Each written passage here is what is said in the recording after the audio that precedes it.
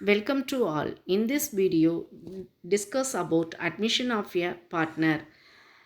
When the firm will be admit a new partner. The partners of an existing firm admit a new partner for various reasons like the firm want to increase the capital, to increase the managerial talents of the firm, technical skill of the newcomer, business reputation of a person, to expand the business, to transmit the right of one partner to his legal hire. Then treatment of goodwill. There are three methods of treatment of goodwill. One is premium method, the second one is revaluation method, third one is memorandum revaluation method. In this video, we discuss only about revaluation method of goodwill. Now we discuss about problem related to admission of new partner. To evaluate the balance sheet after the admission of Raja, Rani and Rama or profit sharing ratio of 3:2. The balance sheet, that is the old balance sheet, that is the balance sheet is before admission of new partner and also adjustments details are given. So for admission of new partner, we have to prepare three accounts. One is revaluation account, another one is capital account, then final one is balance sheet. Now we prepare the revaluation account. So revaluation account நம்ம எப்போ prepare பண்ணணும் அப்படின்னு சொன்னால் assets and லைபிலிட்டிஸோட value change ஆகிருந்தது அப்படின்னா நம்ம revaluation account prepare பண்ணுவோம். So இந்த revalue ஆகிடுக்கா இல்லையான்றதை எப்படி நம்ம ஐடென்டிஃபை பண்ணுறதுனா பழைய பேலன்ஸ் ஷீட்டையும் அட்ஜஸ்ட்மெண்ட்ஸையும் என்ன பண்ணணும்னா கம்பேர் பண்ணணும். ஸோ அப்படி கம்பேர் பண்ணுறப்ப எந்த அசட்டோட வேல்யூ லைபிலிட்டிஸோட வேல்யூ சேஞ்ச் ஆகிருக்கோ அந்த வேல்யூவை நம்ம என்ன பண்ணணும்னா ரீவேல்யூஷன் அக்கௌண்ட்டுக்கு கொண்டு வரணும். ஸோ அப்படின்னு பார்த்தா இந்த ப்ராப்ளத்தில் நம்மளுக்கு that the provision for doubtful debts to be increase to 1800 கொடுத்துருக்காங்க. So the provision is a liabilities. So already நம்மளுக்கு பேலன்ஸ் ஷீட்டில் என்ன பண்ணியிருக்காங்கன்னா ப்ரொவிஷன் வேல்யூ 1000 rupees நம்மளுக்கு கொடுத்துருக்காங்க. இப்போ இதோட வேல்யூ எவ்வளோ ஆயிருக்குன்னா 1800 rupees ஆயிருக்கு.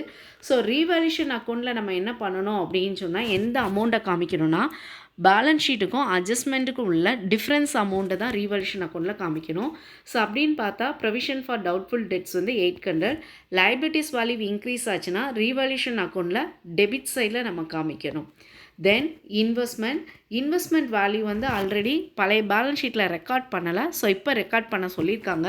ஸோ அசட்டோட வேல்யூ இன்க்ரீஸ் ஆகுது.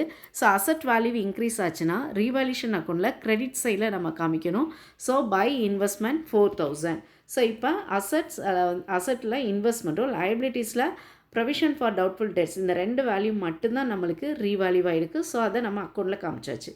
ஸோ இப்போ இந்த ரீவேல்யூஷன் அக்கௌண்ட் என்ன பர்பஸ்க்காக நம்ம ப்ரிப்பேர் பண்ணுறோம் அப்படின்னு சொன்னால் to know the profit and loss of the firm. So இப்போ இந்த வரக்கூடிய இந்த ப்ராஃபிட் அண்ட் லாஸை நம்ம எங்கே ட்ரான்ஸ்ஃபர் பண்ணணும்னா பார்ட்னர்ஸ் கேபிட்டல் அக்கௌண்ட்டுக்கு ட்ரான்ஸ்ஃபர் பண்ணணும். ஸோ இந்த ப்ராப்ளத்தில் நம்மளுக்கு கிடைக்கக்கூடியது என்ன அப்படின்னா ப்ராஃபிட் கிடைக்கிது. So profit is 3200. ஸோ இந்த 3200 நம்ம யாருக்கு ஷேர் பண்ணணும்னா எக்ஸிஸ்டிங் பார்ட்னர்ஸ்க்கு ஷேர் பண்ணணும். அவங்களுக்கு அவங்களுடைய old ratio profit sharing ratio 3:2 ratio படி பிரித்து கொடுத்தோன்னா ராஜாக்கு 1920 ராணிக்கு 1280 rupees நம்மளுக்கு கிடைக்கிது. இப்போ இங்கே கண்டுபிடிச்சு நம்ம இந்த ப்ராஃபிட் அண்ட் லாஸை நம்ம எங்கே பண்ணணும்னா கேபிட்டல் அக்கௌண்ட்ஸ்க்கு ட்ரான்ஸ்ஃபர் பண்ணணும். Then second you have to prepare the capital accounts.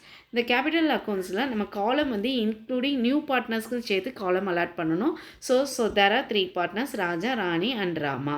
First இந்த கேபிட்டல் அக்கௌண்ட்ஸில் எந்த பேலன்ஸ் காமிக்கணும் அப்படின்னு சொன்னால் கேபிட்டல் அக்கௌண்ட்டோட ஓப்பனிங் பேலன்ஸ் காமிக்கணும். இந்த ஓப்பனிங் பேலன்ஸ் எங்கே இருக்குன்னா ஆல்ரெடி பேலன்ஸ் ஷீட் நம்மளுக்கு கொடுத்துருக்காங்க இல்லையா, அங்கே உள்ள பேலன்ஸ் தான் ஓப்பனிங் கேபிட்டல். ஸோ அப்போ பை பேலன்ஸ் ப்ராட் டவுன் சொல்லி ராஜாவுக்கு 30,000 ராணிக்கு 25,000 rupees நம்ம இங்கே காமிக்கிறோம்.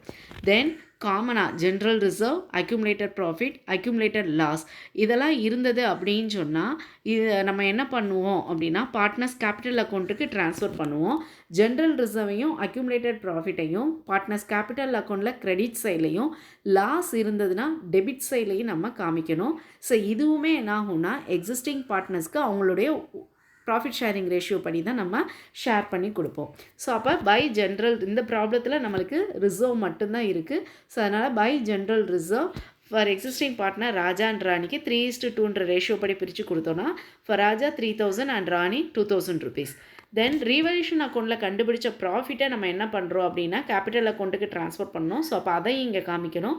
By revaluation profit 1920 for Raja and 1280 for Rani. Then goodwill, இங்கே வந்து குட்வில் வந்து நம்மளுக்கு நியூவாக அரைஸ் ஆகிருக்கு. ஸோ அதனால் இதை என்ன பண்ணணும்னா எக்ஸிஸ்டிங் பார்ட்னருக்கு அவங்களுடைய ப்ராஃபிட் ஷேரிங் ரேஷியோ படி பிரித்து கொடுக்கணும். By goodwill 15,000 10,000. Then new partner என்ன பண்ணுறாருனா கேஷ் வந்து கொண்டுட்டு வர்றாரு. ஸோ அப்படிங்கிறப்ப அவருடைய கேஷையும் நம்ம இங்கே காமிக்கணும். ஸோ பை கேஷுன்னு போட்டு ராமா தான் கொண்டு வர்றாரு. அப்போ ராமாவோட காலத்தில் 25,000 காமிக்கணும். இங்கே டெபிட் சைடில் எந்த ஒரு பேலன்ஸும் இல்லை. ஸோ இப்போ நம்மளுக்கு கிடைக்கக்கூடிய பேலன்ஸின் ஃபிகர் எங்கே வருதுன்னா டெபிட் சைடுக்கு வருது. So 2 balance carry down for Raja 49,920, Rani 38,280 and Rama 25,000. இங்கே இந்த கேபிட்டல் அக்கௌண்ட்டில் நம்ம கண்டுபிடிச்ச இந்த பேலன்ஸின் ஃபிகரை தான் நம்ம என்ன பண்ணுறோம் அப்படின்னு சொன்னால் பேலன்ஸ் ஷீட்டுக்கு நம்ம ட்ரான்ஸ்ஃபர் பண்ணுறோம். இப்போ நம்ம நியூ பார்ட்னர் ராமா அட்மிட் ஆனதுக்கப்புறம் உள்ள பேலன்ஸ் ஷீட் தான் நம்ம ப்ரிப்பேர் பண்ணியிருக்கோம். ஸோ ஃபஸ்ட்டு வந்து அசட் சைடில் நம்ம என்ன பண்ணணும் அப்படின்னு சொன்னால் கேஷ் பேலன்ஸ் காமிக்கிறோம். இந்த கேஷ் பேலன்ஸ் ஆல்ரெடி பேலன்ஸ் ஷீட்டில் வந்து ஒரு 10,000 ருபீஸ் இருந்தது. அதுவும் இப்போ ராமா ஒரு 25,000 ருபீஸ் கொண்டு வந்திருக்கிறாரு இல்லையா. ஸோ டோட்டலாக 35,000 கேஷ் பேலன்ஸ் நம்மளுக்கு அவைலபிளாக இருக்குது. தென் சன்ட்ரி டெட்டாஸ் 45,000. தென் ப்ரொவிஷன் வந்து நம்மளுக்கு அட்ஜஸ்ட்மெண்ட்ஸில் ஃபைனல் வேல்யூவாக 1,800 ருபீஸ் கொடுத்துருக்காங்க. ஸோ அந்த வேல்யூவை தான் நம்ம டெப்டாஸ்லேருந்து டிடெக்ட் பண்ணணும். ஸோ இந்த 1,800 டிடெக்ட் பண்ணால் நம்மளுக்கு கிடைக்கக்கூடியது 43,200 rupees. Then stock and furniture வேல்யூலாம் நம்மளுக்கு ரீவேல்யூ ஆகலை. ஸோ அப்போ பழைய பேலன்ஸ் ஷீட்டில் என்ன வேல்யூவோ அது அப்படியே இங்கே காமிச்சா போதும். Stock 20,000, furniture 6,000. இன்வெஸ்ட்மெண்ட் இப்போ புதுசாக நம்ம ரெக்கார்ட் பண்ணுறதுனால அதுவும் நம்ம நியூ பேலன்ஸ் ஷீட்டில் காமிக்கணும். So the investment amount is 4,000. Goodwill வந்து நம்ம இங்கே ஏன் நியூ பேலன்ஸ் ஷீட்டில் காமிக்கிறோன்னா இது ரீவேல்யூஷன் மெத்தட். அதனால் குட்வில் வந்து என்ன பண்ணுறோம், நம்ம நியூ பேலன்ஸ் ஷீட்டில் இந்த 25,000 நம்ம காமிக்கிறோம். தென் லைபிலிட்டி சைட் சன்ட்ரி கிரெடிட்டாஸ் பில்ஸ் பேயபிள், இந்த ரெண்டு வேல்யூமே லைபிலிட்டியோட வேல்யூ ரீவேல்யூ ஆகலை. ஸோ பழைய பேலன்ஸ் ஷீட்டில் என்ன வேல்யூவோ அதை அப்படியே நம்ம இங்கே காமிச்சா போதும். ஸோ சன்ட்ரி கிரெடிட்டாஸ் 18,000, பில்ஸ் பேயபிள் 2,000. தென் இந்த கேபிட்டல் பேலன்ஸ் எந்த பேலன்ஸை நம்ம கொண்டு வரோம்னா கேபிட்டல் அக்கௌண்ட்டில் கண்டுபிடிச்ச அந்த பேலன்ஸின் ஃபிகரை தான் நியூ பேலன்ஸ் ஷீட்டுக்கு நம்ம ட்ரான்ஸ்ஃபர் பண்ணணும்.